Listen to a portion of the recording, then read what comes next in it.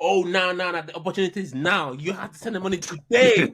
Hey. The content presented in this podcast is intended for informational and educational purposes only. It should not be considered as financial advice, and listeners are encouraged to conduct their own research or consult with a qualified professional before making any investment decisions. Crypto flip.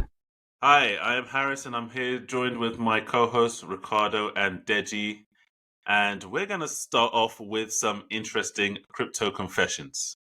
They're always interesting, so let's see what the people in crypto have been up to this week. I had 20k in October 2023, went 20x to 400k by the start of this year. I had high leverage longs open, and for the first time in ages, I went out and had such a great day yesterday. I wasn't thinking at all about crypto. Woke up this morning, liquidated for everything. What do you guys think about this? What? Liquidated for everything. Yeah, Wait, man. wait. You had 20k He started off with 20k. around October 2023, which is just Couple 4 or months 5 ago. months ago. This is recent. It's fresh. He traded that account up to 20x, got to 400k. Yep. Then open up open long, it's got leverage, it's got trade on that account and blew it because he went clubbing. Well, I don't know. I don't agree with how that's fine. Wait. Oh my days. Nah. I don't. I'll reread that bit. No. How I understood it was he was out, and then the market turned, as opposed. That's what it says. Yeah. No, he said he had a good time. Yeah. He was enjoying himself. Yeah, well, I mean, when you got money, you're always having a good time, man. Bro. He sounded like he went clubbing, bro. Because if you went for a walk with your dog, Nah. To be fair, he said for the first time in ages. You know what I mean? You know what? It sounds like my man was grinding in a hyperbolic time chamber. Facts. And he came out, Goku he surfaced, he came out Super Saiyan 5 with 400 bags up, 20x long. And he was like, all right, let me go party a bit. And he partying. And But then he left his lungs open. I hear that. Exactly. That's it. Yeah, okay, there's a lot to learn Wow. here. Don't leave big positions open when you're not actively in the market. But also, I don't agree with stop losses, but if you're going 20x, you have to have a limit, bro. Like liquidation should not be like, yeah, I don't know. Liquidation should not be your the thing that kicks you out of a market like that. Nah, that's crazy. I've said this consistently before. Leverage will be the death of most traders in this space. They just can't. Like, imagine get your portfolio from 20k, one of your accounts from 20k to 400k. I don't understand why you're doing cross margin leverage. Why did you just do isolated margin when the money that's in your margin account is what you're trading on? Why are you longing the entire 400k? Obviously, I know that's how you obviously like get bigger accounts, but you know this is your entire portfolio. This is all your funds, and then you leave an open trade, leverage trade, and you go for a walk or you went clubbing or wherever Ricardo said you went to, which is fine by me, but that is just a big no-no, man. You just don't do that. You just don't. That's trading 101. You just don't do that. Obviously, like you said, stop loss. Some people agree with stop loss, some people don't. In this case, a stop loss is needed. You know what I mean? You just got this account. Your account is not 1 million. It's not. Your account is not 5 million. Well, like, you can afford to lose 25% of your funds. This is all your funds, and then to put yourself in such a risk, you have no one else to blame but yourself. Honestly, like, I think as well though, this guy has nothing to worry about. Like, cool, you got liquidated What do you now. mean by that? Bro, he took 20k, 20x in 3 months. He obviously has some prowess. Obviously, the market's been doing well. Does he? I don't sound like he has any prowess, bro. I think he should. Bro, anyone I think he just got lax. Bro, anyone can make money in this space. It's just about, can you keep the money you made? You know what I mean? It's That's all true. paper games until you I realize hear that. And if you lose it, can you do it again? Thank you. It's not as easy as you I can't imagine he wouldn't be able to. I'm backing this guy. Okay. But now he's back to zero. What is he gonna do? Where is he gonna get the next take one? a loan. Listen, holla at me. I'll give you a Take a 20k loan. loan. Holla at me. My days. I'll give you 20 bags if you promise 400x. But rude boy, you're not leaving your house. Yeah, come hit me Just up. gonna padlock That's that out indoor the trainer, door. fam. That's 100%. become indoor trainer. No, I'm going into a dungeon, I'm dead. fam. I'm dead. Aris, what do you think of this? Listen, I think that to get from 20k to 400k is impressive. Very. We have to commend that. Yes. However, what I think actually happened is I think the way he got there was the way he lost it. He did it by obviously leverage trading to get there, which fair enough, it worked.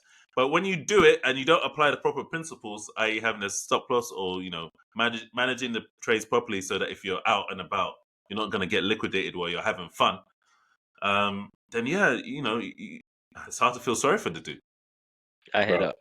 No, zero sympathy over here, man. Like You know, one of them ones. You hit the nail on the head. Like you lost it the way you got to that account value. You know what I mean? You know what it's like? Winning, and then finally the market caught him. Yeah, you know what it's like. It's like saying, boom, like I see this girl, she's nice. I wanna draw her, I wanna get her, and then she's got a man, and then you teeth her from the man. So yeah, she's mine now. And then the next man comes and teeths your girl. The same way you got it is the same way you lost it. It's not. You have to be paying attention to patterns, Wow. She's not your girl. It's just your turn, my man. Trust me. It's karma. Well said. I hear that. Exactly. Oh. But yeah, let's take a look at the next confession. So, just an average office worker in Hong Kong. Been working for 5 years after grad and blew all my savings on NFTs and stocks last cycle. Probably another 5 years until I can save for a deposit for a house and maybe get married. Only place where my future money will be is my current portfolio. I'm defeated. Hey man, it took him a while to save up that money. And he's a recent grad as well. But to be honest, this guy doesn't have any kind of he knows who he is. He knows he's just an average person. You know what I mean? The money he's taking, it took him a while to get that money together to be able to invest in some NFTs. You know what I mean? Some stock stuff. And obviously, unfortunately, it didn't work out. You know what I mean? This like you guys always say, there's two sides to every trade. You know what I mean? Whoever you're selling to is the one that's buying. You know what I'm saying? So essentially, he just was on the wrong side of those trades. And I hate it when people kind of give up, because when you give up, study shows, usually the moment you're about to give up is when you're likely to win something.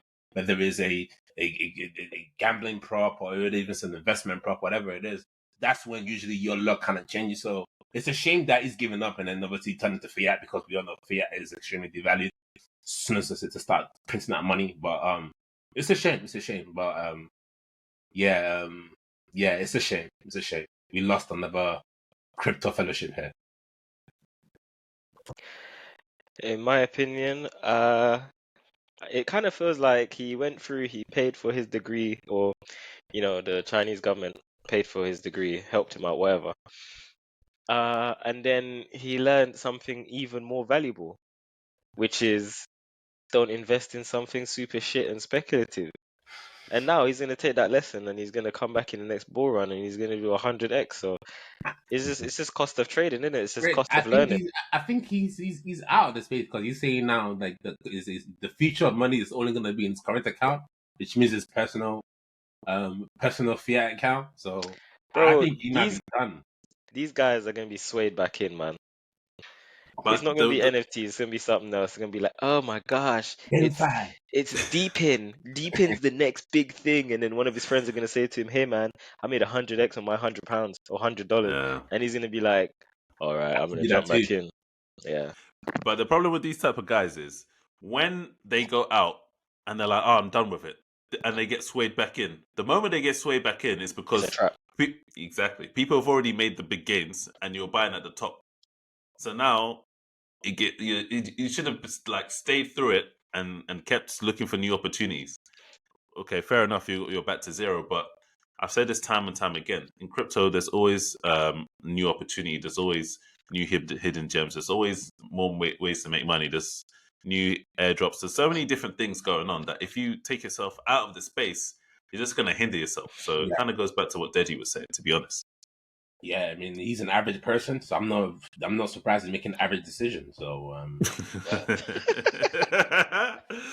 but can't argue with that. Can't lie. Savage, but it's the truth. So we got last one. The worst part of making it is dealing with all of those who didn't believe. My wife, in particular, continually berated me. I was wasting my time, and she would continually tell people I was bullshitting. My brother thought crypto, despite my constant begging, told me crypto was a scam. My parents humored me, but told me to sell because it would be banned. I did all of this on my free time and in a relatively low risk manner. Now that I made it, I have to sit across from people who I now realize never had faith in me to begin with. It's one of the worst realizations I've ever come to. I mean, that's commonplace in anything that you do that works out well, Thank though. you. Like, Thank if you. you That's a fact. if you jump into starting a business, people are gonna look at you like, bro, what are you doing? If it works Yeah. out well, they're gonna be like, bro, I always believed in you. You know, the man there, like, it's just like what Rick Ross said, bro. You weren't shooting me when I was in the gym. Facts. So I Yes. feel like it's just the same type of deal. Like, luckily, my man made it though, and you can come back and say, yeah, it's working out for me. Yep. But yeah, it could have been the other way. But I think in general, people generally judge people based on their own beliefs. And I guess they just didn't believe in the process, or they didn't believe in the projects, or they didn't believe in crypto as a whole. So it's nothing to do with him specifically. It's just to do with like their opinion of it. So it just kind of came out as negative because that's how they feel about it. Yeah, but I agree with everything. A lot of the sentiment you echoed there, Ricardo. But don't you guys feel? Obviously, this is a question to you guys before I go on. Don't you guys feel like the hate in crypto is a little bit more like it's a bit more bigger than, let's say, you're starting a business, or maybe you decide to travel the world, right? And maybe, you know what I mean, rather than go uni or something. Like, I feel like because people don't understand this space, and then if Yeah, you yeah, understand it, you're usually like, you know what I mean, someone that's made money from it, or you've seen it change your friend's life, and you're like, oh, you know, I'm trying to change my life too. Like, that's because seeing is believing. You know what I'm saying? Like, for example, my mom, she calls it internet money. Like, she's like, "Oh, are you doing your internet money again? Oh, is he doing well?" But whenever it's bad, yeah, she doesn't say nothing. She's just like, I told you so. But at the end of the day, just want to say, like, I feel like the hate and the vitriol we get in the crypto space is a lot more larger than, say, a typical investment. Like, let's say I bought a property and it didn't work out. I mean, people won't I really think, like berate you for that. But I feel yeah, like the hate in crypto space is just can be a bit too much. What do you guys have to say to that? go for Yeah, I it. think I think it's like people obviously have limiting beliefs, and when they haven't seen it done themselves, or they don't believe that they're capable of doing it, they're like, nobody can do it. Yeah, absolutely. You know, and it's quite ridiculous when you actually think about it. It But is. It is. um, yeah, that's just how the human mind works for a lot of people, and most people are average, so they don't think they can get better than average results. So Absolutely. when people are talking about, you know, potentially making, like, especially in this space where, you know, you can get very, very asymmetrical results, so you can invest 1,000 and end up with 100,000 or whatever, Hmm. in very relatively little time. um and obviously you've got market cycles which can last for a while. So if, you know, let's say you made a bunch of money and then you lost it, then they'll think, oh, it was either a scam, or it doesn't work, or it's something shady. But, you know, property's not going to drop that much, or stocks are not going to drop that much, so there must be something wrong with crypto. It's like, yeah, it's hard for people to conceptualize, I think.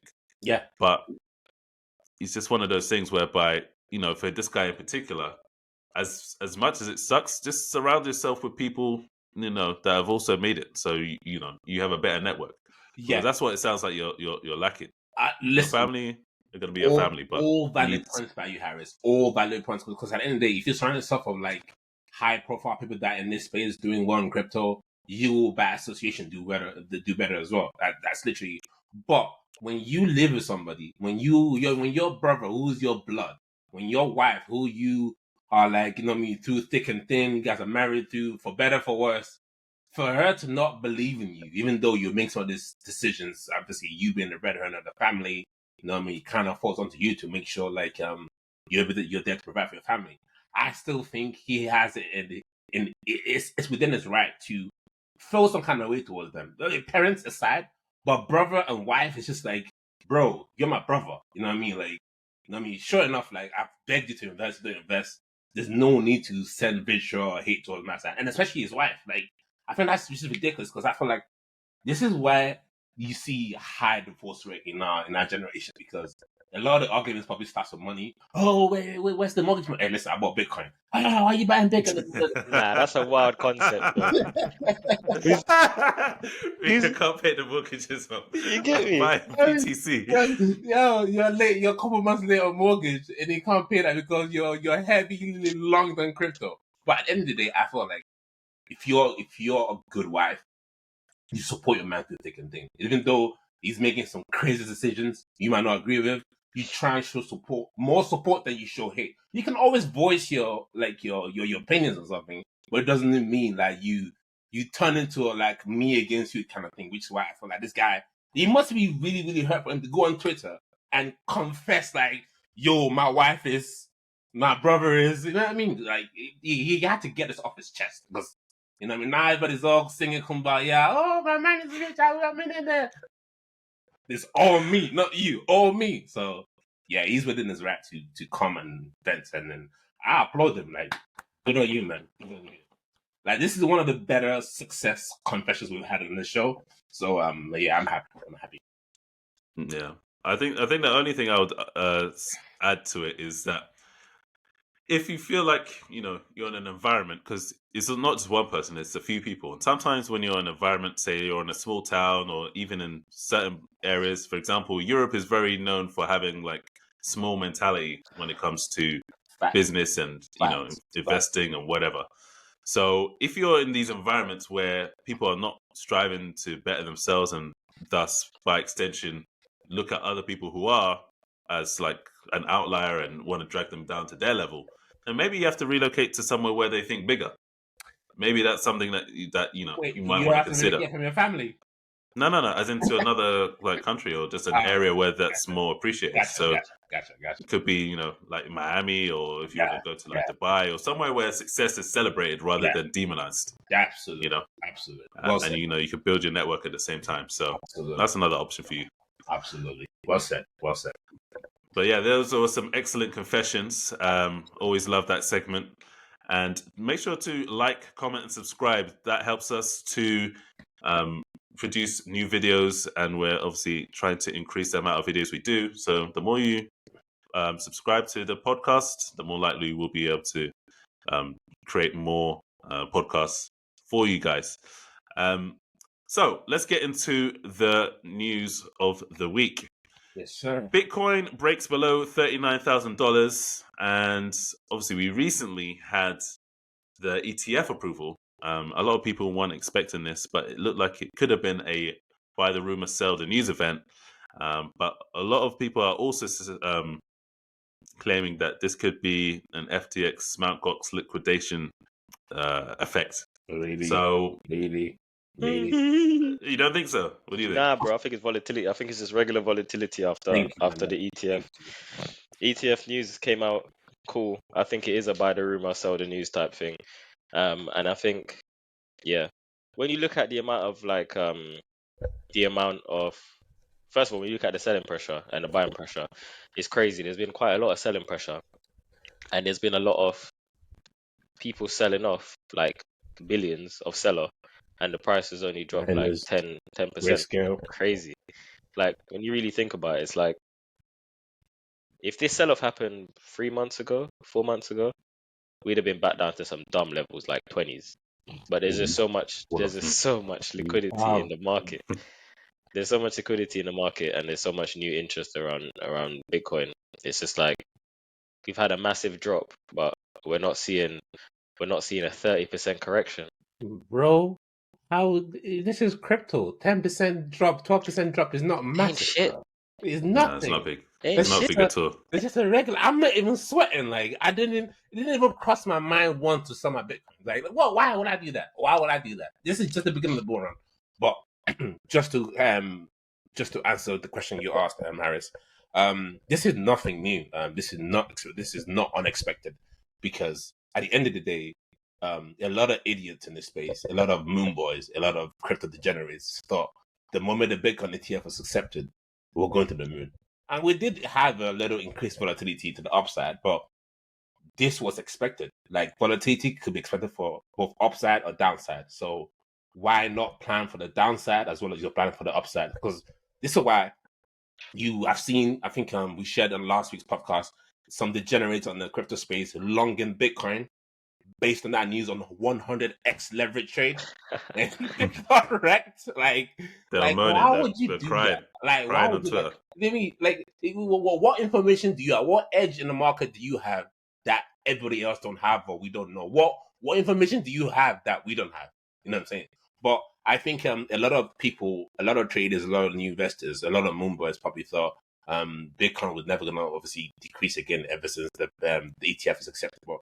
That is far from the truth. I think in the short term, the ETF approval is priced in, but in the long term, it's not.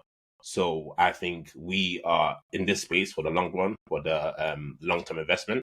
And I'm of the mindset that if Bitcoin is dipping below 40 grand, that is a steal. If it's below 35, that is a steal. If it's below 30K, that is a lifetime deal. If it's below 20K, like, if you're not buying, then you're just foolish. So, yeah, I mean, I'm still buying. I'm looking to buy more. So, yeah, I mean, this is nothing new in crypto, man. Like, it's just nothing new. You know what I'm saying? So, yeah. Yeah. No, go on, Rick. That being said, though, if you are I mean, I don't know how some people are investing. I don't know if they are investing, but if you're a medium term bag holder, like short to medium term, these swings are terrifying. If you're long term, there's no real difference. But yeah, if you're medium term, then you just have to have some system. You need some systems. Rick, so I got a comment to that question you just proposed or the statement you just made, and Iris, you can go.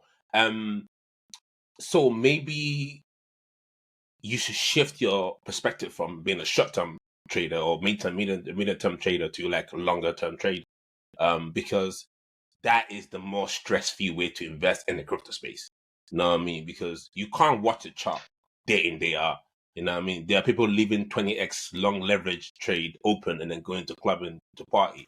Like, that is the definition of getting wrecked. Like, literally, that is a recipe to get wrecked. So it's just like like my advice to, obviously it's not NFA, it's not financial advice, but every new crypto beginner, crypto enthusiast that's trying to get into the space and obviously get on their portfolio journey, I always tell them the best way to invest is to think longer term and just this year. No, I have to worry about is it 35K yet? Is it 40K yet? Or is it 20K yet? Because the more you're worried about trying to time the market, the more you are about like trying to time in that entry, the more you're likely to lose out. And then I think that's what a lot of these new rookie investors do. Like, they get left on the sideline, crypto moons, and then they just ape in the last minute, and then that's pretty much like near the local top. So they end up getting wrecked, and then they'll sell thinking, oh no, it's crashing again, and then moon again. So sad.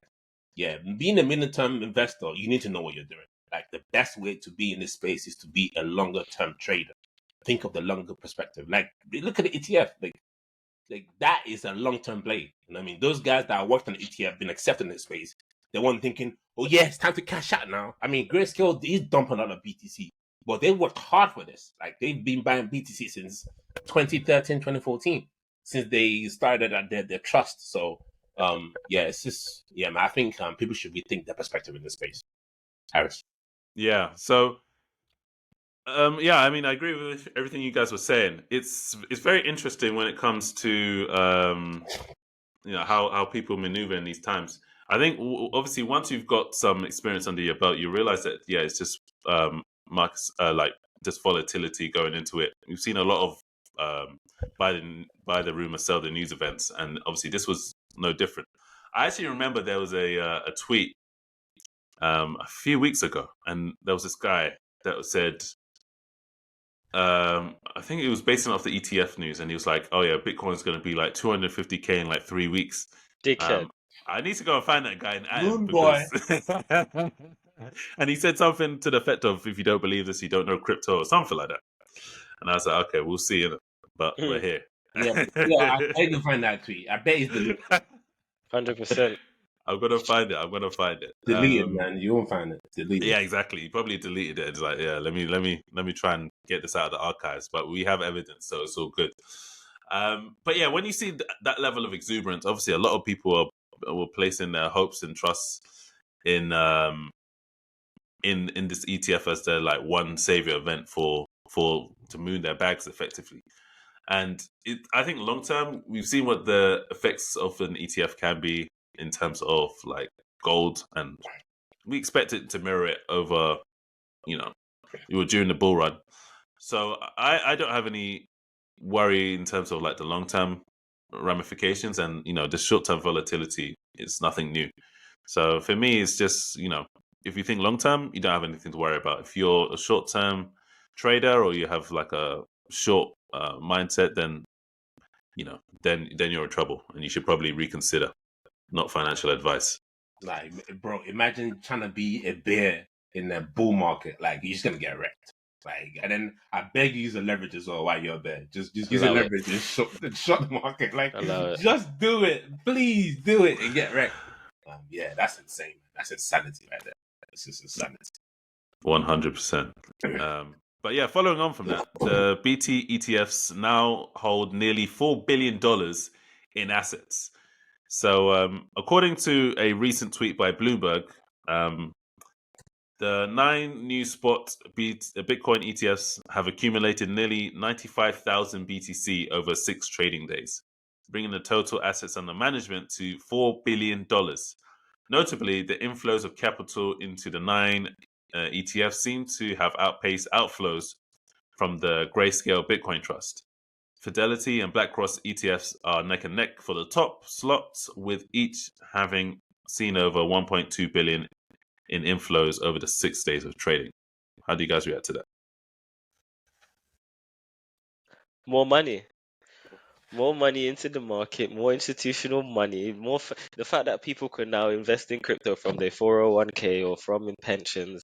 Like, I feel like it's a product that people will start selling. In the UK, you'll be selling it as part of your SIP package. In the US, you're gonna be selling it as part of your, your I don't know, your independent financial advisor, your IFA will tell you, hey, you can now put money from your 401k in this thing.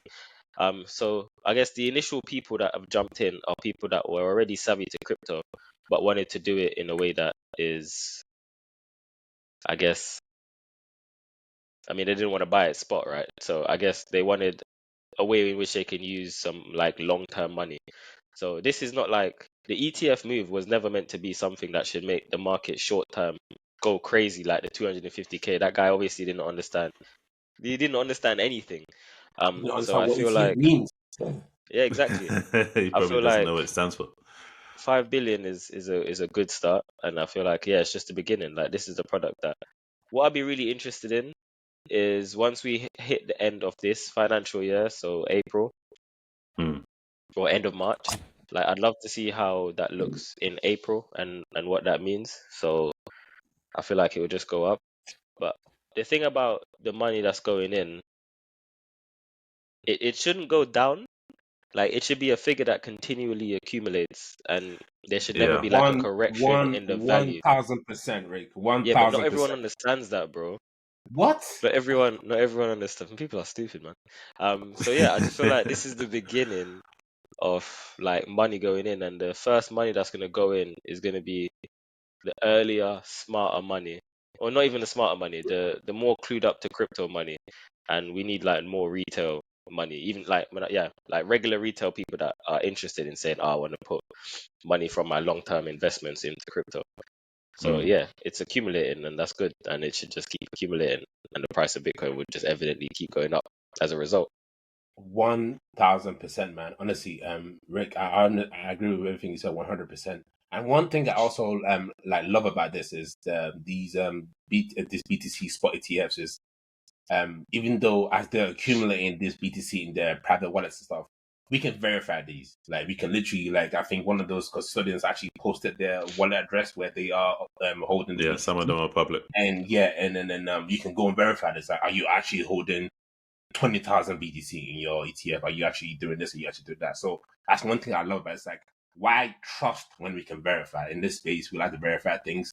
You know what I mean? We don't assume Satoshi's gonna keep printing BTC when we cross 20K and BTC. So yeah, I absolutely loved it, man. Like I think, like you said, this is what we've been starting for in this space. Blockchain investors have been starting for some kind of recognition from the governing bodies. We finally have it now with the ETF approval. I think the next big thing now after this that can top this is probably one of those central banks holding BTC in their balance sheet. I think that will be another huge milestone for the Which country needs to do that? Because I think well, the ECB, their balance sheet looking a bit peak. They need to add some BTC in there. But they're not gonna do that. They're gonna fight tooth and nail until I think eventually they'll become believers, but for now I think they're still kind of staying away from it. They rather keep printing money out in there. I think they think that's the best solution for them. So yeah. I just think like this bull run, this is gonna be one of the major catalysts. Just seeing that fresh institutional money coming, the global liquidity is going up, interest rates coming down. These are the catalysts for this bull run, and then it's only starting to come. I think I can see those ETF holding in like Bitcoin value of easily 50 billion to 100 billion easily in this bull run, easily. So yeah, I'm looking forward to it. I think it's a beautiful time to be alive, honestly. definitely agree. So it's another day, another hack, and this is something we really have to talk about because I'm getting sick of these stories. If I'm being honest, because anyway, let me get into it before we start talking about it. Tresor discloses 66,000 users have been affected by a phishing attack. In an announcement made yesterday, hardware wallet manufacturer Tresor revealed that it suffered a security breach which exposed the contact information of nearly 66,000 users. Blunder. Notably, the contact information was stolen after the attacker gained unauthorized access to a third-party support portal on January the 17th. And Tresor stated that this potentially affects users who interacted with Tesor's support team since December 2021. What do you guys make of this story? Bro, that was the active. Like, I told you guys the other day, I got a phishing email from Cointelegraph, but it looked like Tell the people. Yeah, it looked like it was on Cointelegraph, but it wasn't. So this email claimed that Cointelegraph, which is like a crypto news, online news company, is giving out free airdrop. Obviously, me being a savvy investor, I know nothing in this world is free. Like, who's giving out free airdrop? And I'm getting email back then to say, yeah, come and claim the airdrop. So let me just sound a little bit too good to be true. Literally 10 minutes later, I got email from the proper Telegraph company, the proper email, because the phishing email had coin drop at cointelegraph.com, and then that who used such an email? Which is wild. But anyway, just goes to show, like, before you open any kind of email, just check where the sender is from. Like, let me check the email correspondence, make sure like things are legit, check that they have the proper icon, the proper logo. Just look for flaws. Like, I felt like one of the best ways to kind of protect yourself in this space is to actively expect to be scammed. Like, bro, I can send you guys, we can do a live stream right now. Go on Twitter, and I can pull out 10 fake campaign ads that literally will lead to a official website. The hackers are how. And bringing me back to the original point, Tresor did not learn nothing from the Ledger attack. Because why are you not studying your competitor? Like, they made a mistake of having a bridge wallet, or was it a connector app wallet, it's called compromised. And then pretty much the same thing happened to you, essentially. Obviously your contact was exposed due to some phishing email. But I still feel like, why is your security not heightened ever since Ledger got hacked? I mean, personally, from the looks of it, from the valuation of the company, I think Ledger has better technology, than Tresor. But for you to not study and learn from your competitor is a silly mistake. And then they can't afford to keep losing customers back to Ledger. I mean, again, Ledger's not doing that all that well, but at least Ledger claimed that they're going to cover all the losses. So I'm curious to see if Tresor's going to do the same thing. But this is wild. But this is nothing new, because every bull market, the hackers come out to play, and I love it. I love it. You're wild that you love it. Bro, I But let love it. You me. know why? Because this is a signal that bull run is happening, bro. This is a signal because hackers don't come out bear market like, well, what? Keep your I hear crypto. that. Look good. That's But in a true. bull market, they are active.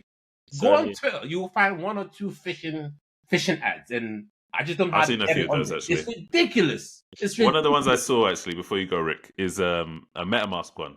Bro, It's- I it's- saw a Ripple one. I saw a Ripple one saying Ripple's they're doing an airdrop. I'm like, come on. But these are common though. Yeah. All right. Anyway, So go. let me just clarify. They use something like Zendesk, for instance. I'm not trying to show shade on Zendesk, but they're a really big customer service third-party tool. So I'm going to use them as yeah. an example. So they were using something like Zendesk, and Zendesk got hacked. And so all communication that Tresor had with Zendesk was revealed.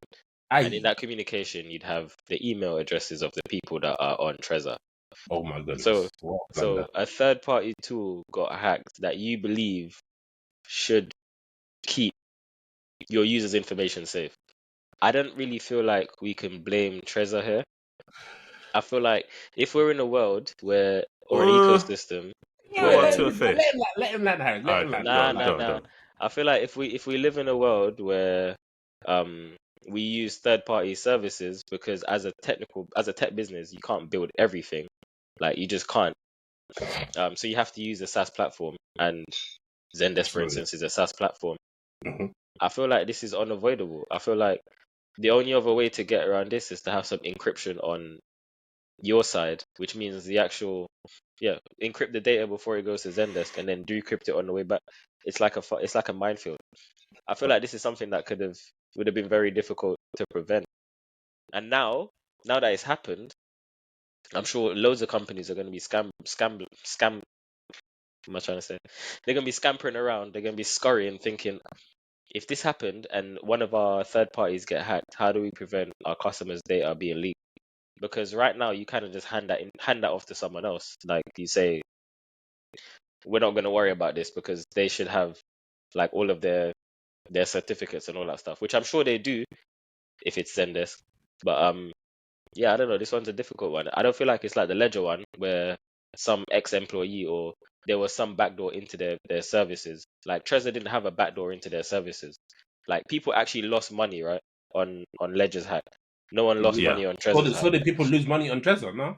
Nah, emails I got think it's leaked. just emails. Yeah, I think it's just an email thing. Which is bad enough, and obviously it's bad enough, but Ledger also had a similar thing where their emails got leaked like a while back, and I still get those bummy emails saying, "Hey, we know you have crypto," Wow. but I don't know. I don't feel like this is one that could have been prevented, other than as a tech company building out every part of your service yourself, which is impossible. Yeah. Harris. Yeah, I was going to ask about the 2FA side of things. Don't you think that could have helped or not 2FA really? wouldn't have made a difference. All right, so imagine you have communication between like Trezor. So you go on Trezor's website, whatever, and you're doing one of those chats. Yeah. The little pop-up window that comes up on the screen, Yeah. that's a Zendesk plugin. Yeah. Like you would have had to, let's say you logged into your Trezor account, you'd have 2FA into your Trezor account to then see this thing on the screen. But the communication between you and the person on the other side, i.e. goes via Zendesk, right? So all of those messages would go via Zendesk. And it sounds like Zendesk keep a copy. Because actually, as a company, you don't want to They keep that copy shouldn't keep a yourself. copy then. They shouldn't keep it because at the end of the day, They have to keep a copy because that copy gets emailed back to you as logs, right? Like to say, we spoke about this, Okay. blah, blah, But blah. then maybe once you email the logs. Anyway, I hear your point. But I feel like you are saying Trezor should not be held accountable in this instance. They should be held accountable because you chose Zendesk as the founder, as the director of a company. Whatever CTO, decision you whoever. make, the impact, whatever the consequences are, it falls on you. You know what I mean? No one's gonna care about Zendesk unless in your contract it says if you guys are hacked by some sort of like third-party hack, you guys are liable for whatever damage we incurred on our side. Cool. If the Zendesk is dumb enough to sign that, then that's fine. But at the end of the day, we cannot excuse Trezor from this. They chose Zendesk. They understand this is a vulnerability point that can be exploited by hackers, and this is just the beginning. If they don't do something about this, this is just the beginning. They will get. And I'm watching the bet here. I can put money on this. They're gonna get hacked again before the end of this done. Who, It's going Tresor? to happen. It's going to happen again. You know what I mean? Because it seems like this is just a preliminary attack, just getting us Preliminary. Man said Man preliminary said attack. warning strike, you know. Man said this is just the beginning. So yeah, so essentially, I feel like I mean, like okay, cool. It's not entirely on Trezor, but we can divvy up this blame pack. 50% goes to Zendex, 50% should also go to what's called Trezor for allowing and choosing such a solution that could potentially come back and back them, and then it has currently, but the damage is not that bad. So I mean, they can recover and they just need to make sure like they need to make sure that this vulnerability point is covered. So like the hackers have to start all over again with their attack because that now it's not like they're 50% through, and then they just need another pin to drop, and then they run away with some Bitcoin. So they need to be careful. I mean, like, and the narrative now around hardware wallet is not good. I think it needs to change, and we need to have something like hacker security. We need to make sure like these vulnerability points are not being easily exploited. And this is why the ETF is good in a way because no one has to worry about. It's not your responsibility to worry about my 100 BTC holdings. Now it's up to the custodians who have assurances, who have fail safes, what's it called implemented to prevent such a thing happen. And if it does happen, they have a plan. You know what I mean? In this case, I don't think Trezor has a plan to cover everyone's crypto losses. They just don't. They don't have enough funds to do that. So it's going to be interesting to see how they respond to this. But they get some blame with this. Not all the full blame, but they get some blame. Well, what I want to know is how does this not happen with like traditional finance? You never really hear of Barclays like suffering these types of losses, or even like the newer banks like Starling or Monzo. Like, why does this only happen in crypto? Especially if you're talking about third parties and stuff like that. Unless they build it in house, I don't know. So a lot of banks actually have an in-house customer service, and Okay. it might not be Zendesk. I was just trying to see if it is Zendesk. I don't think Zendesk has been hacked, but normally, so like your regular banks and your regular financial institutions will have their own customer support team, and they'll manage the tech for that customer support team themselves, right? So like this is why sometimes you call and you're put through to somebody that's in India or someone that's in another country, because that's where customer service lives. But yeah, I'm not sure which service they were using, but it just kind of sounds like the service wasn't super certy. Yeah, and it's on them because they chose that shitty, crappy service that got I heard hacked. that. So wait, does that mean that crypto services now need to build like all these tools from the ground up? Yeah, but in the meantime, yes. That's answer your question. It's yes, but Definitely we don't. not. Well, the thing is, you can't build everything from scratch. You're gonna have to, delegate certain services to some traditional softwares or traditional SaaS platforms because not everything needs to be developed from scratch. Like, for example, a billing platform. Yeah, it makes sense for you to make one for crypto, but if there's already someone that's operating in the TradFi space, and then you kind of like delegate that to them, and then not to worry about building your own billing platform. So, I think, I mean, we'll see more and more infrastructure and tools that will help secure the space. But yeah, I mean, this is nothing new. I mean, this is just the beginning. You know this. Yeah. Okay, so let's talk about our boy Elon Musk. Tesla's Bitcoin holdings remain unchanged in Q4. Earnings reports suggest the company retained its holding of 9,720 Bitcoin. Nice. So Elon said he's not selling. He's not going anywhere. He's in this. He's in this for the bull. He's in this. Maybe he'll buy more. Who knows? But what's your reaction to this news? The question is, when is he buying more? I want him to buy more because I remember, I think the previous bull run, he was one of the main reasons why crypto never really looked back. I think he just kept going up, and then we loved it. But and it just goes to show how Elon Musk keeps demonstrating why he's one of the best like founder, like entrepreneur in this space, because an idiot director would have sold all his Bitcoin holdings, but he knows like you don't just off-sell everything you have. Like you scale into the market, you scale out of the market. You know what I mean? So let's say he had 40,000 BTC. You sold some types of it. He's got 25% left. That's good because now he's got exposure to the market as it goes up. Because you never really know when a crypto takes off. Like you're thinking, yeah, I still got some time. Yeah, let me get all my funds together. Before you know it, poof, 60, 70K. And then it's just like, you're not gonna buy at 70k. I think no matter how much billions you have, you're just not gonna buy because that might be close to local top. Even though you might even go up another 20k, it's just not a good investment, not a good risk to reward. But I'm just wondering when it's gonna get more, and I think they probably will get more. And I'm wondering will they even, because with the inception of the X payment platform that he's working on, I don't see how that platform doesn't transact with crypto. No, I mean the likes of BTC, Ethereum. I wonder if it will start holding more Ethereum on their balance sheet or something. So I think I'm leaning towards him buying more and increasing his holdings, probably in the next major correction, which is probably now, probably for the what's it called, the Harvard event. I think he probably skins the market a bit more. So yeah, there's definitely good points. I think it's interesting, you know. I wonder if it's a conscious thing or if he's just got so much on his plate that he hasn't even thought about it, and it's just sitting there. I think it's a bit of both. I think it's a conscious thing because he knows. He was talking to Cathy Woods, the ARC fund director, that he still like very much holds his. He has BTC on the company ledger account. He also has some personal Bitcoins and Ethereum himself. And I just feel like with the X payment that's not to integrate into the Twitter platform, there is no way that will not use crypto. I think it will be silly for you to build another PayPal integrated into Twitter. Like it just like you've been part of Twitter, you've been part of PayPal, you've been there, done that. You have a certificate for that. Why would you want to go back to that? You're looking at the future of money, so I that's why I'm leaning more to him increasing his holdings. But even if he doesn't increase his holding, he's got good exposure to crypto. Yeah, what do you think, Rick? Personally, obviously it's a terrible time to sell, evidently. But I think, why was there ever any expectation for him to get rid of some?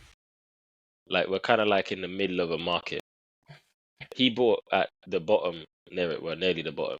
He bought in the low end of the market. Like, why would he get out in the middle of a market before it's even gone beyond gone beyond any all-time high or anything like that? So I don't know. I feel like obviously he's a Bitcoin maxi, and it's only a matter of time before he's like, yeah, so I flipped it all to Doge. But right now, it kind of, this is kind of what I'd expect from him, or expect from Tesla. Also, when you really pre it and think about it, it's a crazy thing to have your company so big and doing so well that actually you can just have a large amount of your company's profits. Well, maybe not large, maybe large to us, maybe not large to him. It's a small percentage. Large amount of company, or like let's say a percentage of your company profits that are just solely in this alternative asset. That's mad, you know. Which could moon to 4x. So imagine this 400 mil can become 1.2 billion. Imagine. Yeah. Imagine. I think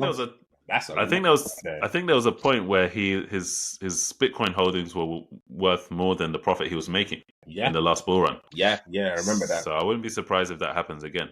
And I think once you make that kind of money or that kind of funds in this market, I just don't see how you won't come back to participate again. I think bull market is a participation event, and I felt like he's going to scale it more. I will be shocked if he doesn't buy more. But then again, when he buys, it won't tell. He only gonna announce after he buys. So I mean, if he sends out that tweet, just be prepared, because we saw what happened in the last bull market. Anything that guy was tweeting, it was just crashing or pumping the market. Honestly, imagine having that type of power, though. In fact, we'll come on to the next story. We'll discuss that. It's ridiculous. X payments, as we've briefly hinted at, is coming. So, is this the time for Dogecoin to pump? Because it was actually trending on Twitter recently. Yeah. And as I just said, as at the end of the last story, when Elon tweets, it's a movie. You know, it's a 0 to 100 in the words of Drake. Shout out Drake. You know, it's just instantaneous, and it just goes wild. So, is that something that people can potentially preempt? Because people were sort of anticipating something. Okay, let me go. I've got a little story to tell you guys. So I remember I think as recently as a week ago, when the X Twitter account went live. And I remember some crypto mumbo was like breaking news. The Breaking news. X payment account is live. Or check Live. it out. Is it? Okay. The Dogecoin is pumping, bro. I'm like, really? Elon Musk is back, eh? I'm on a chart now, trying to see. Okay, cool. It's moon. Let me measure this gain. 7% gain. 7% gain. On what? On Dogecoin? On Dogecoin, and people, I remember checking the comments, and people just like, dude, 7%, calm down, relax. And I just feel like it's funny Hold on because though. go on, 100x leverage at 7%. fuck off. Oh my days. Yeah, I wouldn't take Well, that trying to channel. end. I wouldn't touch that channel with a freaking pole, man. Fuck that. No. Because that 7%, the next day it was down -5%. So if you didn't take a profit, you're wrecked. But anyway, point I'm trying to make it is a lot of crypto enthusiasts, a lot of Dogecoin maxis are expecting or hoping Dogecoin is part of the X payment platform solution. If you ask me what I think, I really don't know. Elon Musk is crazy. Like, he could do something as wild as like, you know what? He knows Bitcoin is a store of value. He knows Ethereum is a smart contract platform that is deflationary. So he will include those two. But just to fuck with people and then just to make it a bit fun, because I didn't like. I mean, in the internet we have fun. It's cool that we can make money on the internet. It's really awesome that we can do that. You might just add it. So, if gun to the head, if you ask me now to vote, like, what is he gonna do, predicting the future, look into the crystal ball, predicting, I think gonna add. I think going to integrate Dogecoin. I honestly believe it's going to. Doesn't mean now because Dogecoin is going to be integrated does not mean he's gonna now start doing Shiba Inu or Bonk. Like, I don't think he's like. I think he only likes Dogecoin when it comes to And the meme coins. No one can convince me. No one can explain to me. Even he himself can explain to me why Dogecoin deserves this recognition. I just don't understand. Other than the fact that he's a holder of Dogecoin, he thinks it's funny. He thinks it's like investing in the internet culture. You know what I mean? Is to, you know what I mean? Imagine waking up, you've been buying Dogecoin all your life as a regular like dude in some rural village of Africa or something, and then you wake up, your Dogecoin investment went from $100 to like 100K. I think that is a good story, and I think he likes that kind of feel good story. So I won't be surprised if he integrated Dogecoin. I really wouldn't be surprised. So does it mean that I'm gonna load up on Dogecoin? No, that's That was going to be my next question. No. With that analysis, you said it's coming. No. Great. What do you think, Rick? You see me, yeah, I actually am loading up on Dogecoin. Nah, you're trolling. Nah, let me explain. All right, so I am not loading, not like not loading. maybe like 5% of my portfolio, and not yet anyway. In Doge. Yeah, Not financial advice. not financial advice. Don't do this shit. It's for entertainment. I'm doing this shit as a joke. Let Now, me explain. pull up the Dogecoin chart. Let me explain. The reason why is because I've been privy to some data. Yeah, when you look at like how meme coins perform like throughout a market, they normally perform the craziest towards like the end of a bull run. Like that's where you get all this crazy popcorn meme coins doing crazy shit. This is when Shiba Inu and all the other super hypersonic bullshit coin like did crazy multiples, like 10, 20, 30, 40, 100, 1,000 X's. Like it was over that period. So Doge is the front runner for that. Actually, it might not be.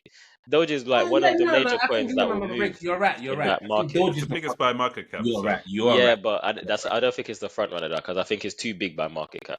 I think people will be When looking you for more speculative growth things. or something. Okay. Yeah. Oh, okay. So- I see what you're saying. Continue. So yeah, so definitely I'm gonna load up on some Doge towards the end of the cycle. It's just Okay. realizing when the end of the cycle is, and for me, the end of the cycle is when ETH, BTC has topped out their max, then they're starting to recede a bit, and then we have like random decent altcoins doing well, like like decent things like all the projects that we spoke about, things like Helium, things like Cosmos, things like Cardano, things like Solana, like towards the end of the cycle. When they start doing well again, after not doing anything for a period of time, that's when I reckon we start gonna have the popcorn with the meme coins, and that's when I'd be like, let me throw 5% on Doge, let me throw 2% Why on wouldn't you? stupid bullshit. But if you think if that's your analysis, why wouldn't you buy now and then sell when that happens? I think that Opportunity works. cost. Yes. Huh? Opportunity cost. I think if I do that, I'll miss major moves, which would lead me to losing more gains. I'd rather ride BTC 30-40%, ETH 100%, Cardano 50%, Solana 80%. I'd rather do all those rides than wait for like put all that P's in Doge or a meme and then wait for that entire time where Yeah. it's doing 1, 2, 5%, it might do 10%, it might come back down. And then at the end it would do 100. Like I'd rather I'm active, bro. I'm active in the market, so I'd rather say I'm gonna wait. I'm gonna try and maximize the opportunity cost now, and then later when I think it makes sense, when I start to see all these crazy things happening, then I'll get into it. And I think it makes sense to do it that way because if you now, for example, you start buying these meme coins, I don't even want to call them altcoins, I want to call them meme coins. Yeah? When you start investing them now, there is still so much downside pressure. Like they can still go lower than you expect. Like let's say now, that's true. I'm praying and hoping for this. I'm hoping to the universe, like BTC corrects to like 35K or lower. What do you think is going to happen to altcoins and meme coins? It's going to go even lower. So They're gonna bleed. if you're not aping now, you're better off like whatever funds you have allocating that towards BTC and ETH, right? Because those two assets are going to outperform most of the market in terms of just having that stable value hold rather than altcoins, which looking at the altcoin market, which is corrected now. I mean, I'm seeing altcoins bleed like since the Bitcoin started correcting, it's already bled like 35%. And that's normal for altcoins. Like if you're in an altcoin market and then you can't handle 35% like it's got decrease, then you're in the wrong market. So I am not down for that. yeah, exactly. So if you got your funds, better to just allocate that towards BTC and Ethereum because those are the ones that will kind of outperform the market eventually. But yeah, and then it's way too early. Personally, for me, even though if you're trying to do the X platform play, now is not the because I feel like according to the tweet and according to Elon Musk himself, X platform is not coming to like end of Q2, late Q3. So this year, yeah, I just don't see any reason why loading up on this high risk asset, which is what meme coins are. Yeah. And then missing out on the gains on Solana, Celestia, Bitcoin. That is just insanity. Missing out on the halving. That's just that's not for me. Like it's just that's not good play, in my opinion. Yeah, it's quite risky. I think it's high risk, high reward, but the risk is so. Like the problem with trying to do this play, you can potentially make money off it, and you've seen other people make money off it in the last cycle. I think I mentioned this guy before, but obviously there was the guy called the Dogecoin millionaire, and he's no longer a millionaire, so that says it all. But I mean we've seen this play before, and I think there's potentially something there, and it makes a lot of sense. But because you're not dealing with something that has inherent value, they're not building anything, they're not trying to solve a problem, they're not like it's just a meme. Store value. And I'm not saying you can't make money off a meme, but it's highly, highly speculative. And to say that something's speculative within crypto, when crypto itself can be speculative, is just an unnecessary risk, especially if you haven't got the funds to play around with that. If you got millions and millions of dollars and then you can afford to be in all these coins, then go ahead. But that still wouldn't be. You're not being capital efficient. You're better off if you have $5 million, put that $5 million to the blue chip, which is Ethereum and BTC, rather than trying to like risk $5 million on altcoins and then get wrecked, and then you're like, oh, this market's a scam. I'm never coming back. I'm done. That's what usually happens. So, but actually, before we leave this topic, I got a question for you guys. You made something. You said something very important that like Doge doesn't really have like what is the underlying tech behind Doge. Like it started off as a meme coin. It's still a meme coin. Like I don't, you know what I mean. But it's not deflationary. Like it's inflationary actually. Exactly. It's not deflationary. It's inflationary. Like is like if I'm holding, let's say I pull. Oh, this is ridiculous. I would never do this. Let's say I pull 100K on Dogecoin. Yeah. Yeah. Like I wouldn't sleep well at night knowing that I'm not getting no return on my investment and I can't stake it, I can't farm it. is it possible to kind of make return on your Dogecoin holding? Just to kind of educate our viewers.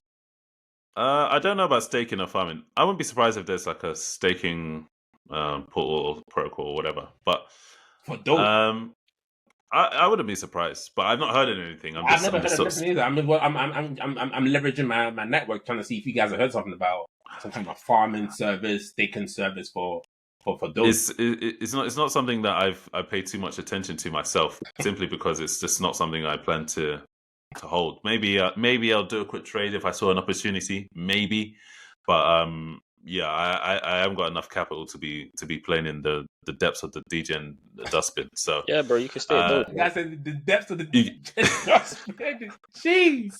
You can actually stake Doge, yeah? You can stake Doge on various different platforms. Yeah, I'll let you finish before I give you my opinion. go on. All right, cool. Yeah, so so for me, well, actually, Rick, you might as well just inform everyone like what's possible then, because I'm not sure myself. So yeah, you can stake Doge. You can stake Doge across different platforms. You can also stake Doge on things like Kraken, where they'll hold your Doge and they will, just like how you can stake Bitcoin on it. It's not like an actual staking protocol, but they'll take your Doge. They'll do some crazy stuff with it, and whenever you want it, they'll give it back to you, and they'll give you some interest. Because for people that want to use leverage trades with Doge, that's what they do. They borrow your Doge, front run their leverage, and leverage is normally a losing game, so they make more money. It is, bro. It's winning for the exchange, but it's a losing game for the people. So yeah, they'll give you like some percentage APY on your Doge.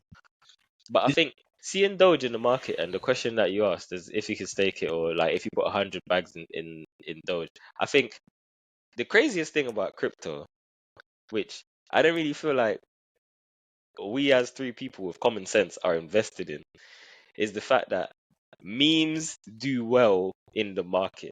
Like In the bull market. Bro, I just had a look, bro. Dogecoin is number 9, bro. Shiba Inu It's always been that way, is though. number 15. Like, where is it? Number 15?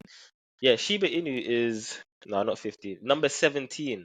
Bro, these coins have no intrinsic value. It's made of there's no real like team behind it saying we're doing this and we're gonna change the way how Shiba's this slightly market different works. though.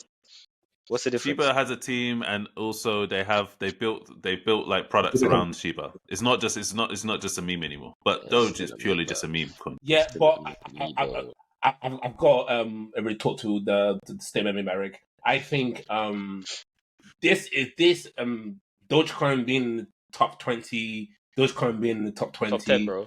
Top 10. So Dogecoin being in the top 10, Shiba being in the top 20. All this was made possible because of one person, Elon Musk. If he never endorsed Dogecoin, nah, bro. Wait, no.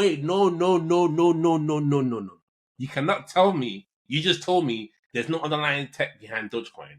But with that, a public mascot as powerful person as Elon Musk saying, "I'm holding Bitcoin. I'm holding Bitcoin. I'm holding Ethereum, and I also bought a shit ton of Dogecoin." He's basically endorsing Dogecoin. We're just talking about a topic about how we don't see a version of X payment that will not like. But here's the thing. Dogecoin. So he's the ambassador of Dogecoin.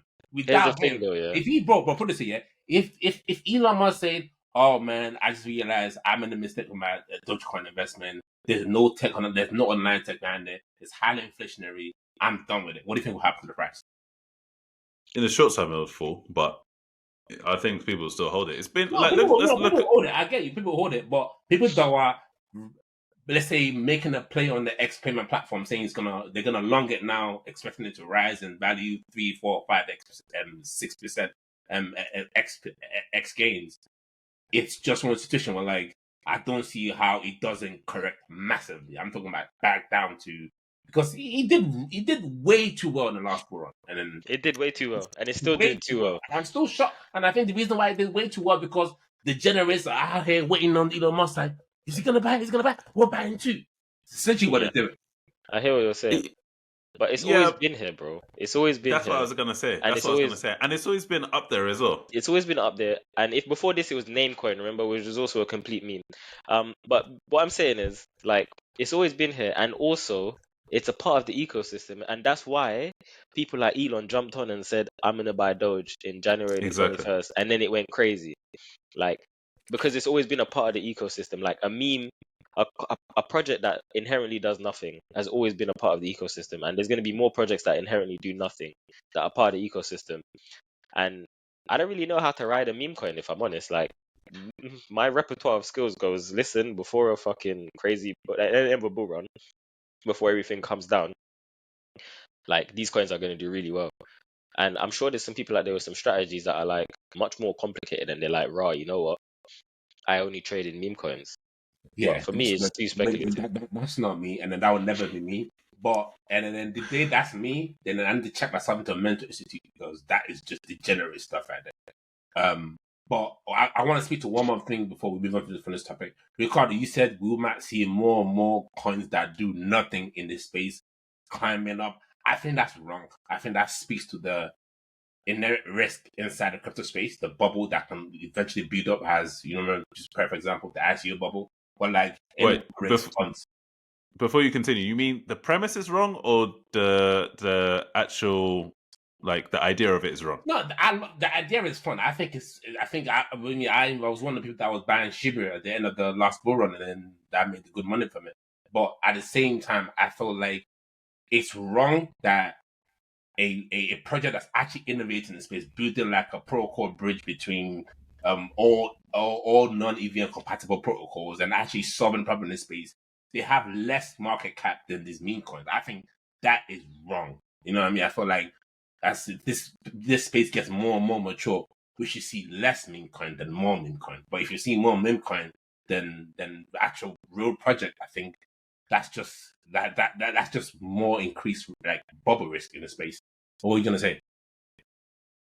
We have enough, bro. We have enough meme coin. We We're have always Doge, gonna we have see them, Pink, bro. we have Bonk. Now people just making But that's what I'm like saying. I'm saying pussy it's coin, pink coin, like literally. all those. That's I'm saying ridiculous. Like, no one's gonna it's, invest in that. And if you are, bro, if No, your people will invest in it. bro, That's the hundred point you're percent missing. people will bro, if invest your in it, strategy bro. is What I'm I'm gonna saying sink is, 100K into meme coin, 50 bags into meme coin, then you How need. do you think they made 100 bags though? Bro, that's fine. That's fine. That's fine. It's just like that leverage trade you took before that you almost lost what you won. You almost won, then eventually it's got to catch you. You know what I mean? So by all means, that's your strategy, but that can never be me, because at the end of the day, investing in meme coins long term is just not a profitable strategy for myself. Because I'm in it for the long term, not short term. Short term, I'm all for it. Let's swing a scalp. Let's do all that. But long term, I just don't see why I will be holding Dogecoin over multiple bull runs. Impossible. but what I'm saying is, that's what I'm saying, bro. I'm saying we do not get it, but fam, it is a real thing, bro. No, Investing you're in meme right. coins is a real thing. And there are some people, like, yeah, we heard about the Doge millionaire who, like, you know, bought a shit ton of Doge and fell off the cliff. But there were men that didn't fall off the cliff, bro. And they're out here in Dubai with all their tattoos on their yachts, living their life, making 7, 8 figures just off meme coins. Yeah, it's personally, I wouldn't do it as a strategy. But yeah, Rick's completely right. I see a lot of these guys on Twitter. I even had to unfollow some of them because I didn't want to get infected Yeah, with but the guys, the meme coin guys, virus. wait, So I wait, was just wait, like, wait, no, no, wait, no, wait. no, no. Do not believe everything you see on Twitter. I see a lot of man Oh, of posting course, a of short course. clip of, oh, I've got 20,000 USDT. What coin should I buy? Bro, show me your real account. Show me your real account and I'll believe you. Because that is just pure fugazi, fam. You can't believe everything you see on X. Because a lot of these guys are just trying to get you to, they're trying to show you to buy the shit coin that they bought way back. You know what I mean? That's a fact. So That's a personally, for fact. me, I unfollow them. I don't even look at their tweet. I just keep looking, man. I just keep scrolling. That's me. That's a fact. So yeah, earlier on in the conversation, we were talking about staking, obviously, and that nicely brings us on to the next topic, which is passive income in crypto possible? Now, how? No, first and foremost, for those who are unaware, passive income is the idea that you get money whilst you sleep, effectively. So in crypto, what could that look like? Staking is potentially something, getting airdrops. But I just want to hear from you guys in terms of what ways can you make residual income, a bit like you invest in a house and you get rent, What's the equivalent of that in Rick, crypto? I know you want to jump on this topic because I think it's one of your favorite topics. But before you go, I've got another question. I think the question I have is, how can you build a sizable passive income in crypto without being wrecked? I think that is the better question because yes, I mean I got this coin. Let's say for example, Cosmos give me sweet APY, but if Cosmos goes down from $12 now to 2 cents, that is now useless. I'm wrecked because I'm now caught left holding a bag of Cosmos that is wrecked 99%, but I'm still getting APY on some shitcoin that's what 2 cents. Like it's just how like I think that's the better question is how do you generate passive income in crypto without being wrecked or left holding too much bags? Yeah. Impossible. Did you say impossible or possible? Impossible. But let me run you through some things that you can do in crypto. So obviously you can stake a crypto, but like you said, if you stake something like Cosmos and you stake that $10 and you're getting 20% APY, if it drops down to $9, essentially that wipes out your entire gain for the whole year. Yep. And that's a 10% drop. Yeah, or if it drops 20%, if it drops to $8, then that wipes out your 20% gain. But a 20% drop in crypto is nothing. You can be wiped out like 60% maybe, and it can still be a good project. So that's one. You can stake and make P's that way. You can stake stable coins. That's a lot more reasonable. And even if stable coins fluctuate in value, because they do sometimes, if when we find out that they're not pegged and all of them are actually just fake. Even when we do that, like it still normally corrects back to $1 or one, and you can get like 12% APY. That might be changed now, but that's around average. But I think if you're looking to stake in crypto, then the best way to there's the next way. You can take collateralized loans against your crypto. So let's say BTC is 50K. You take a collateralized loan against like one BTC. They will give you like 25K. They'll give you like 50% loan to value. You're like, cool. You can take that 25K and do whatever you want with it. Obviously, if Bitcoin's price goes down, I think it's 40%. They'll probably liquidate you anyway, and then they'll keep your Bitcoin and you keep the 25K. So there's like a little swing of like they made their 5%, based on the risk that they took in the beginning. Obviously, if things go the other way, then it doubles up and it's like you can still keep your 25K. But then with that 25K, you probably bought half a Bitcoin, and then at that point you can take that half a Bitcoin and rebuy your original Bitcoin and still have your original Bitcoin plus the 25K that you spent, whatever.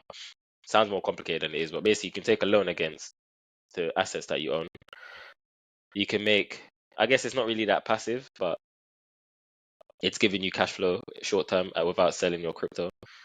But I think the best strategy for staking your crypto is staking it and just leaving it, just like regular long-term investing. Staking in what form? Are you staking your BTC, ETH, or are you staking stablecoin? Like, everything.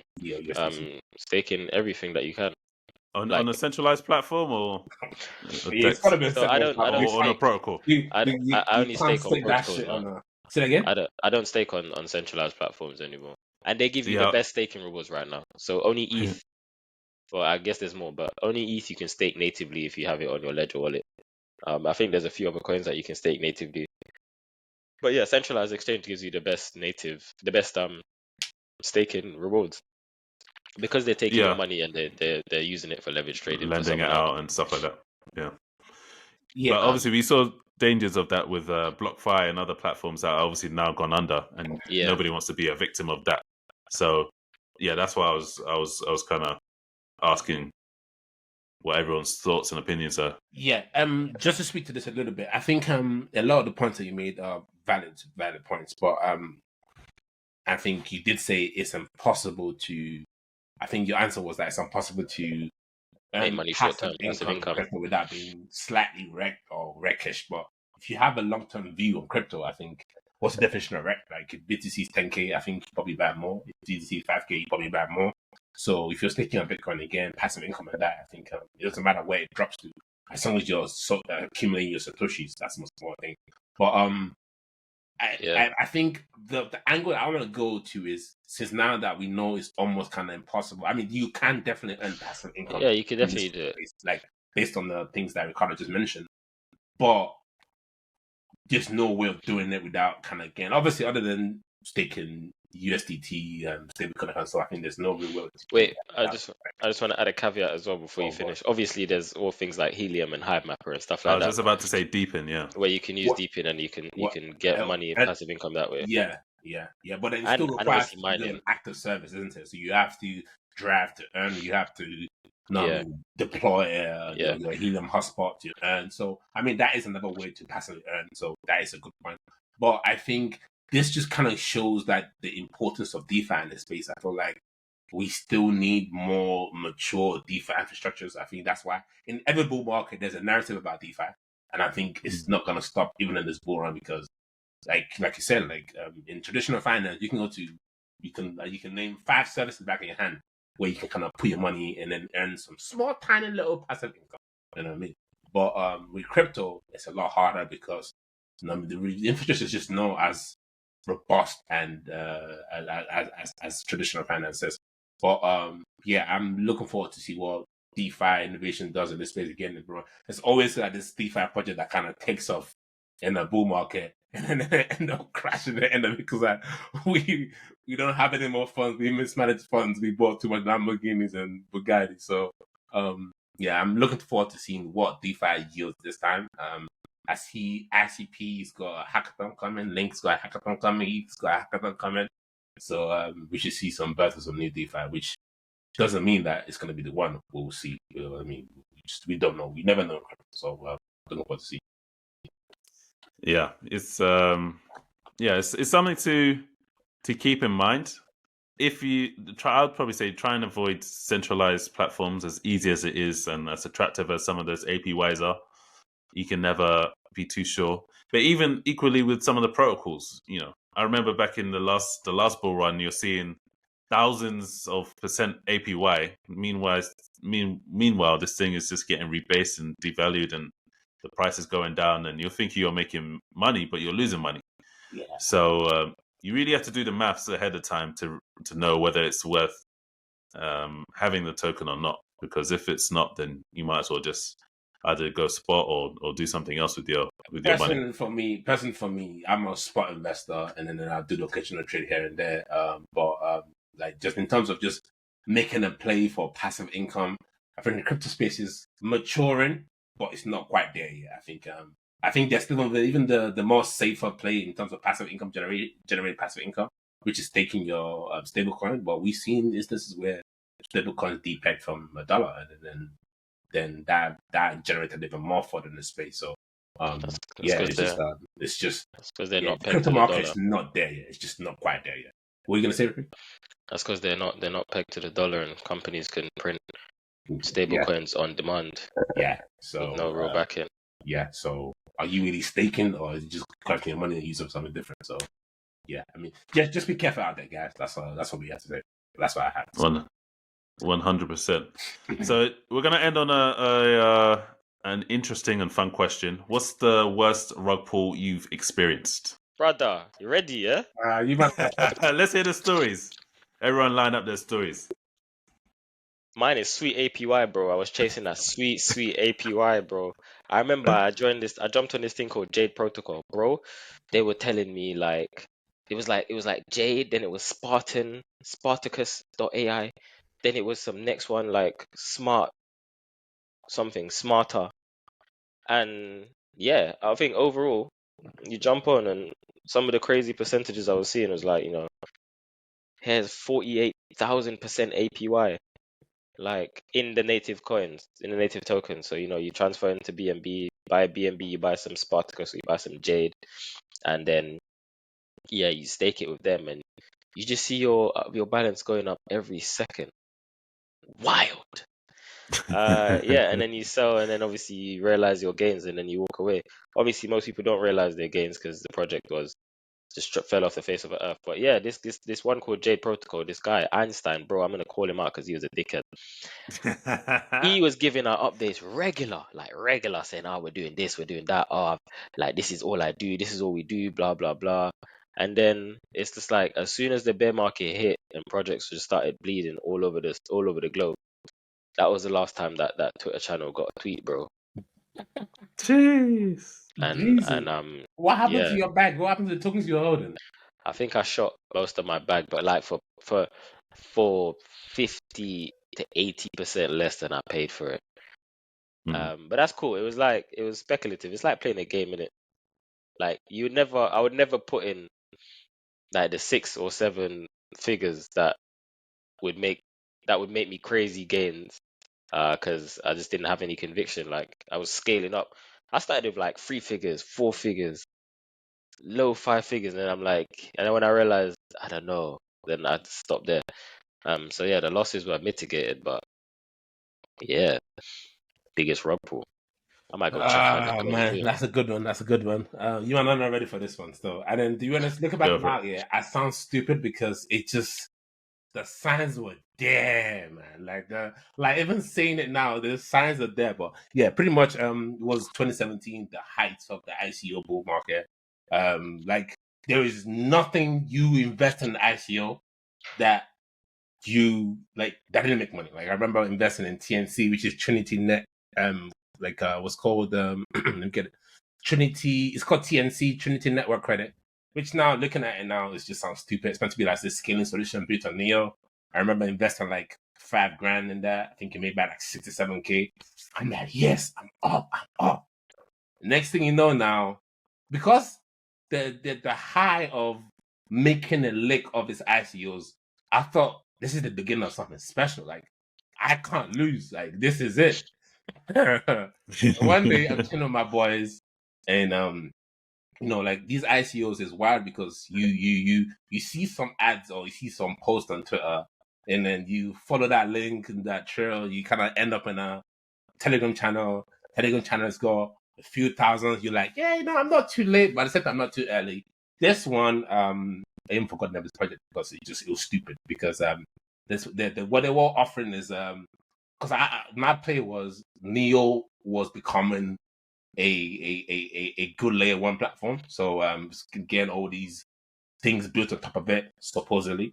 And people were raising funds, they were collecting Neo, BTC, like stables, like you know what I mean? Because same thing we were seeing on Ethereum, but also on Neo. So I was playing both sides. So I thought, yeah, just one more ICO on Neo.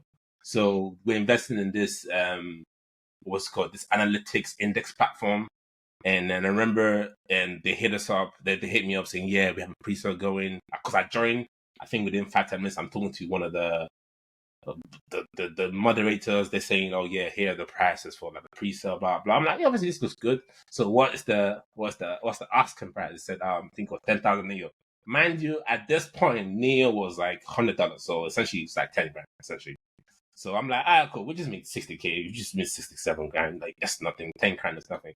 Slap 10 grand on this thing. Didn't leave a bad eye. But then usually when you do this kind of investment, they send you like some documents, and then you do your fact finding, and then you send the money after that. But the guy insisted that the pre-sale was closing soon, that I had to send the money right away. Bro, when I tell you, I don't know what possessed me. I'm like, yeah, sure. Just I'm like a couple hours away from home. When I get home, I said, bro, I got home late. I ended up sending that Neo to that person. I think a week later, we're waiting for more sweet news. Nothing. And the channel became more and more quieter. More quiet. Was seeing less updates. And I'm like, and then me and my friend, we actually invested in this guy. We're like, hey, let's go split on this. Why is it not like, anyway, hit up the guy now that obviously sent me the pre-sale information. It's not hitting me back. We check the Twitter. We see that they removed the what's called the description of what they were, which is meant to be an index analytics platform for Neo. And then they just ghosted that Twitter account disappeared. And that's when we kind of knew, like, oh yeah, Oh wow. the Neo's gone. Yeah, the funds is gone. Like the money's done gone. Anyway, fast forward a couple months later. This is probably before the end of the ICO bubble when everything started correcting massively. BTC went from 20K to like God knows where. I think it went up to 10K and people start panicking. This guy came back online saying, yeah, something has happened. They had to rebrand. They're now no longer a analytics index platform. They're now a predictive platform. That our funds is safe. We're still going to get the tokens once it's issued on blockchain. I'm like, dude, this is not a good sign because first you're this, now you're this, now you're changing your mind mid-investment. Like, I mean, if I raise funds saying I'm A, now I'm saying, no, by the way, actually, I'm B. There's just screamed like scam all the way. So yeah, never saw that funds, the project never came live. And it was all to kind of delay investors like complaining to like government authorities, so they didn't want to obviously get backed up in wherever it was. So yeah, man, that's how I lost $10,000. I heard that. Damn. Yeah. It will never happen again though, because if someone asking you, oh, now, the opportunity is now, you have to send the money today. Yeah, the urgency. Oh, Yeah, man. exactly. It That's feels so scarcity. stupid to even describe the story because I'm like, the signs were there, but the greed, like, when like I felt like greed was probably on the index was probably like 80, 90, 95. Yeah. Max greed. Max greed. Because all I thought was dollar sign. I thought this does a 10x, that's 100 backs. Yeah. Ghost. Nothing. Rug pull. Damn. My man away with the piece. And I'm sure you saw that on Binance and just suckers. So yeah, man. It's just beware. Beware. Yeah, exactly. Yeah, so for me, my biggest rug pull was a project called Sparkster. Now, it might be familiar to some people because it had a lot of buzz around it. But let me talk you through the story. That's the kind of scam as well. I got people believing, a lot of people, not a few hundreds, thousands. It was an emotional ride. Oh. So what happened was at the time there was an investor called Ian Bellina, and he was going around doing his world tour. And he was talking to quite a few projects, and obviously he had pointed out quite a few projects that had mooned and done well. And there was a project that was going to one of his meetups, and obviously if you go on stage and you're selected as one of the best projects, then you're going to get a lot of eyeballs. And I can't remember how it came across my radar, but it came across my radar, and I was like, yo, this project looks like it's going to do well. And basically, they were looking at creating it was some sort of like platform where you can like drag and drop some sort of modular type of thing. Modular blockchain as well? Kind of. I can't remember, to be honest, but something along those lines. So anyway, I was like, okay, yo, this looks dope.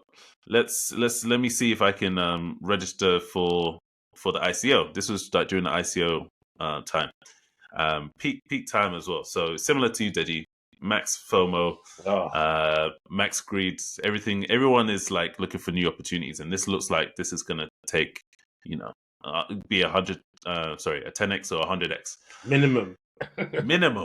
That's me being conservative at the time. So I'm like, yo, okay. I start chatting to people, just some random people, and then they're also interested in it. And I was like, okay, cool. Let's register. And at the time, I think the minimum investment was like 10K. So I was like, I didn't put all the 10K myself. I didn't even have the 10K at the time. So I was like, okay. There was this protocol called, I can't remember the name of it, but it was a pooling protocol that uses a smart contract to pool money. So, yeah. Exactly. So multiple investors can pool money together and invest in a ICO pre-sale. Yeah. Funnily enough, I actually met one of the founders of that pooling protocol from Sweden. He seemed like a cool guy. He was in London trying to raise money, but yeah, I don't think that went well because by the time I met him, it was a bear market. I met him in a bear market, and it was like, yeah, it's a bit tough. But I digress. So get the email saying you've been approved. Obviously, you need to pull send the funds. I'm thinking, yes. How much did you invest? We collectively we invested about 10 bags. How much? What was your exposure? 4K. I think like 2 or 3, something like that. Okay, cool. So yeah. But yeah, at the time that was a lot of in money. terms of like don't yeah, do exactly. It's still like honestly, it was cheap honestly. back then, so don't even go there. And a side point, but it's quite interesting. Obviously, because I'm pooling money, and it's the first time we're doing a pooling thing. Yeah. And it's a smart contract, so you don't want to mess it up. Yeah. I think we did like a test or something, and I was like, okay. And then it was okay. But we did the second one, and I couldn't see that the money had been sent. So I'm thinking, man owes like 10 bags to like, just random Donnies, you know what I'm saying? They could try and hunt man down and whatever. Because this is crypto, you see Russians that get hunted down for less. So I'm like, okay. Anyway, so the money gets sent. We all get in the pre-sale. We're happy. We're celebrating. We're in the Sparkster ICO. Now, this is where it gets interesting. They are like, the pre-sales closed, blah blah blah blah blah. At the same time, obviously the market is turned now, so the enthusiasm for the market is like waning. They said that they were going to launch at a particular time. Obviously, they said we're going to push it back. Market conditions. Perfect. And then they get standard line, and it kept getting pushed back, and it kept getting pushed back, and it kept getting pushed back. Well, your money now all got delivered, though, right? Yeah, that was fine. Yeah. So everyone's like, when's this thing gonna launch? Obviously, it's a bear market, but like, it's a launch. Like there was a lot of people that wanted to invest that couldn't invest, and you want to capitalize on that, that FOMO. Yeah. So, he was doing calls and he was still communicating. The guy's name was Saj, by the way, for anyone that wants to know, the founder. So, and he was in London, and I was like, let me do my due diligence. So I did my due diligence on the company, Sparkster, whatever. I found out where the offices were, and I thought, let me try and pay this thing a little visit. Investment is safe. Yeah. Trust me. So I just walked around the area, and I was like, okay, it's like I think it was like a shared office somewhere. Maybe Chancery Lane or something like that. I can't remember the exact area. Ooh, nice office. Nice area. It's nice when you got money to spend, isn't it? But yeah, anyway, time passes. So wait, you went to the office? You went to the office? I didn't go inside, but I just wanted to see if it was real or not, innit? Okay. You should have gone So, yeah, probably should have. But I think I saw the Sparkster name. Sometimes when you can press the name, I saw it there. So that was validation enough for me that it wasn't an outright scam at the time, or at least so I thought. So, time passes, pressure mounts, and then they're like, okay, cool, we're gonna launch on this date. So we have an actual fixed date, and then they launch, and it's a complete disaster. It's on like a shit platform. What is it called? What did it launch on? What was it? No. I'm trying to think. Was it Gate or was it another one? Well, Gate. It was. Gate is not that bad. Gate has. Gate. There's worse than Gate, but I think it might have been a different one. I think it was a different one. Okay. But anyways, it was on a terrible platform. I don't think they had much liquidity. Oh my goodness! My idea was let me just try and sell as much as I can, as quickly as I can, because things are not looking positive. And I got a little bit back, I think. But yeah, a lot of people got wrecked, and fast forward, they got sued by the SEC, and I think they have to return the funds to the investors. Yep. Did you get the funds back? Not yet. It's still in process. I think. At least you're gonna get your funds back. I never saw. How money? This depending to the blockchain. Poof. Yeah, that was a high profile one. So thankfully something should become back. I remember Sparkster, but you never have enough Ether BTC to invest in these ICOs. So you can't invest in everything. Yeah, exactly. Sparkster, I heard of Sparkster, and Ian Bellina, that guy. I mean, he was part of too many. He shoot too many projects that didn't do well, and then that's probably he should be a lot more famous in this. He even got sued actually by yeah, the but he SEC deserved it. personally. He deserved it because, like, at one point you were getting paid underneath the table, but at the same time you're shitting this project. But you shitting it doesn't mean you're not capable to like some kind of liability when the SEC come after you, and then they did it eventually. So if they come after Sparkstar, you endorse them, they're gonna come after you too. So yeah, man, I think I'm not surprised that like Sparkstar got sued and he ain't got sued as well. But moral of the story is, you just gotta be careful out there, man. Like some opportunities are just too good to be true. Like Exactly. guy telling you, here is free crypto, come and take it. Oh, the investment is now, not tomorrow. You have to pay now. Those are the signs, man. I wouldn't be surprised in the next bull market if it's buy now, pay later type of thing or something like that. Just, put a little deposit down. You can pay the rest later. That's like bubble on top of bubble on top of a bubble. Like, that is risky. That if it happens, you heard it here first. Yeah. That would never be me. I learned, bro. After I think it took me 2 bull cycles to realize like ICOs eventually they're just house of cards that VCs end up dumping on you, founders and foundation end up dumping on you, and then you become their exit liquidity. So you're better off just investing your hard-earned cash on tokens and projects that are well established, that are out there already, that are trading, especially projects that did like a fair launch, like ICP. They raised a lot of money, but they still did a fair launch. They gave a lot of people airdrops. And then also only now that they've recovered, it took them almost 4 years plus to recover from the seller. But yeah, man, just gotta be careful out there, man. Like you can't. I don't think anyone on this call can confidently say, "Oh, I'm too much of a veteran to be hacked or too much of a veteran to be scammed." No, you have to stay on your toes, man. I feel like that's why investing in meme coins has never made sense to me. Like trading is one thing, but investing, saying, "Yeah, I'm a hold 1 million Doge for my grandchild or for my son," like that is ridiculous. Like that is ridiculous. Well, hey, that's just me, but I mean that's your strategy, not mine. Fully hear that. Well, thanks for listening to the Crypto Flip podcast. We will be back again in 2 weeks, and we look forward to speaking to you then soon. Peace.